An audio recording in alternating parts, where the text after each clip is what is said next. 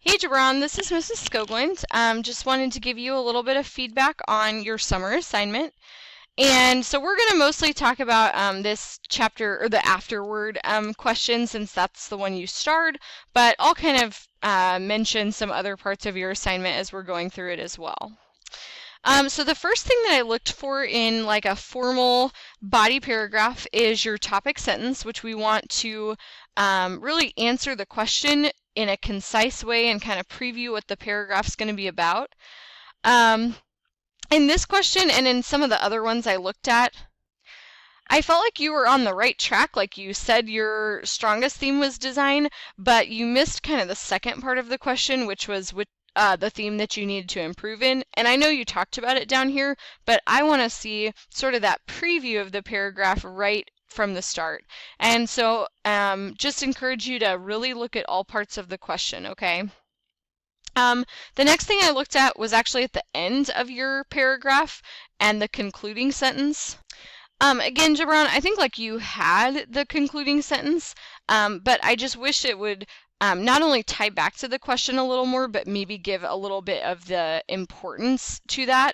So like when you're saying this is one of your biggest areas to improve in, like how are you planning on doing that? Or why is it important that you improve in, I think you said symphony. So just kind of thinking about developing those a bit more. The next thing that I looked at was evidence. I thought you did a great job here. You picked really strong quotations, so like I liked how you talked about the purpose of design and the purpose of symphony. That was really good selection. I thought you also embedded or integrated the evidence well, Jabron. So like how you have design is meant to serve our needs and give meaning. That just flows together really nicely. Same thing down here.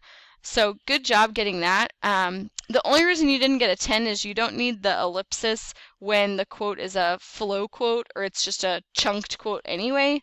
But that was really minor. I think you're definitely on the right track there.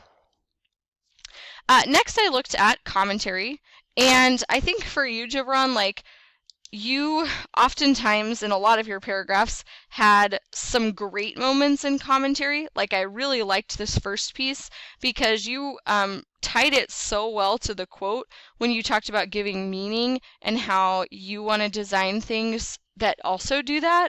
And I loved that you gave the example of engineering. Like I thought that was a really developed piece of commentary that didn't just like, barf up what the quote had said.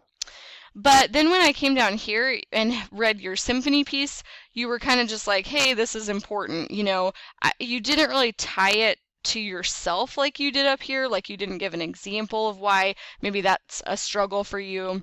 So just work on really developing that commentary and making sure that it isn't just what the quote has already said.